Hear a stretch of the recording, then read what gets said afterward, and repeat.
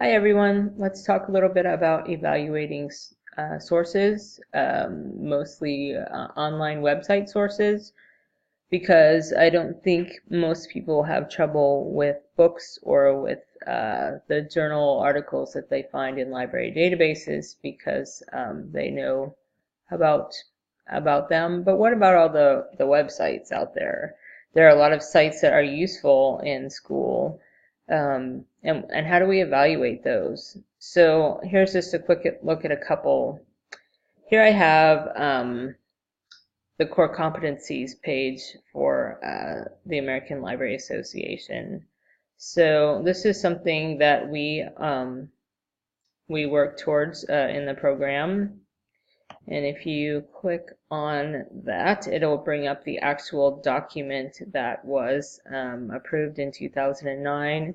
And this is the document of the core competencies of librarianship by ALA. So say that you want to cite this document. How would you do that? How would you cite this website? Who is the author of this? First of all, you have got no personal author here. A lot of times I get this page with ND in the author field, but that is really not correct because you can tell that this actually is coming from the American Library Association. So the American Library Association in this instance is the author. It's the corporate author. So a lot of websites like of this kind, there will be no personal author, but there will be a corporate author. So you would put American Library Association as the author. What about the date? If you look down here, anytime you open a website, you need to look at the top and the bottom and the about and all that stuff. You can see here that the last date this website was updated is 2018, so that's good because you know that it's up to date. However, if you're going to look at the actual document, you will see that it was last approved and adopted in 2009.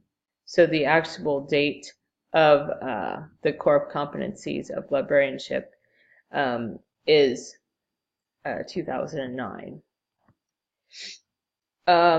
Another thing people get confused at is the title of the web page. So you have the author, the date, the title of the web page, which in this case would be core competencies.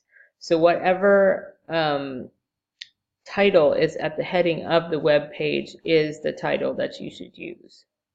And of course, there can be other things, but the only other thing you need here is a retrieval statement retrieved from your URL right here.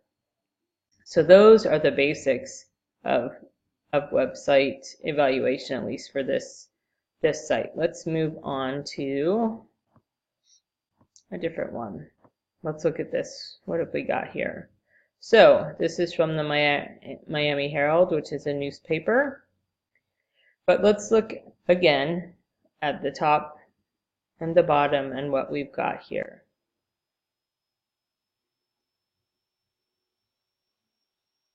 Alright, so down at the bottom there is no actual date on the website. Sometimes you won't see one, but you can see an About Us where if you didn't know this organization or what it was, you could see what it was, how to contact us, all sorts of information down here. So we've established that this is the Miami Herald, which is a newspaper. So let's go to the article. And these advertisements are all over the place now in news and everywhere, and they're annoying. But when you think about it, when you used to read a print newspaper, there were a lot of advertisements right in the print newspaper. So it's not really a whole lot different. So you have a news article about a school library, and you have the title of the article, you have an author, you have the date. So for a newspaper, an online newspaper article, you need to start with the author and then the date, which includes, for a newspaper, the day and month. You have the title of the article. You have the publication, which is the Miami Herald, and then you have a retrieval statement, which will be retrieved this date, and here's the URL. So that's what you do with a news site. Let's look at one more. Say that you were looking up about school libraries and how they increased usage, and you came across this website. At first look, I'm not sure what this website is, so I'm going to do the basic. I'm going to see who is Jennifer Gonzalez. The first clue we have up here is that it's a .com. So normally this means that in some way they are selling something. And if you go over here, you see that they do have a store and they do sell something. So keep that in mind. But who is Jennifer Gonzalez? So who we are. If you click on here, you can read about her and how she was a teacher. And then she got into blogging and she hired some people. So basically, we're looking at some sort of a blog that was started by Jennifer, and she does have some useful content.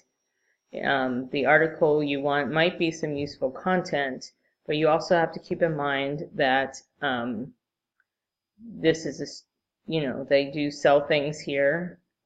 She does, however, have a podcast. So if you're interested in reading about what she has to say as a teacher, then, by all means go with that. And her blog is called The Cult of Pedagogy. So let's go back to this article. I wouldn't necessarily not use this article, but you can see that it's not from a publication. It's not edited in any way by or peer reviewed at all. It is all based on Jennifer. So if she is well known enough just to have her own say, then by all means go for it. You do have an article. The title would be How This School Library Increased Student Use by 1,000%. You have a date, you have an author, and then you have the blog title. If you're using a blog in APA, you have to note that, and then you have the URL. So this is how you would evaluate this site. But one thing you just have to keep in mind in all three of these things is you have a .org here because it's an organization. You have the Miami Herald, which is a .com, and we know it's a newspaper, and mostly you have to pay for a newspaper, at least when you get it in print, so we understand that. Then you have a blog by a professional, but not necessarily a peer-reviewed professional, and she does sell things, so you have to keep that in mind.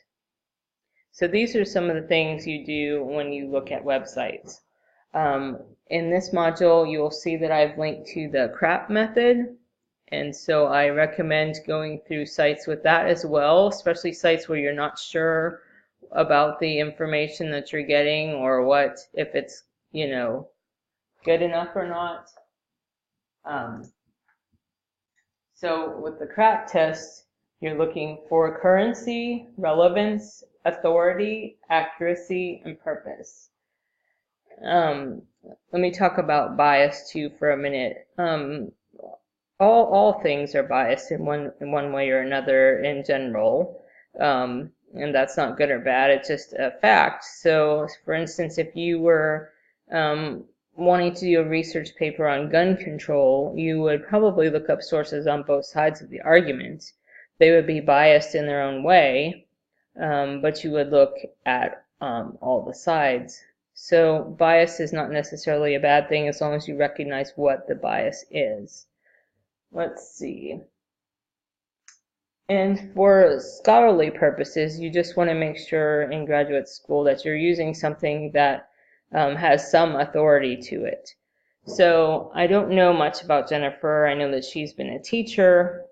And so I would rate this website pretty low, but it could be usable as long as you have a lot of other peer-reviewed sources in your paper.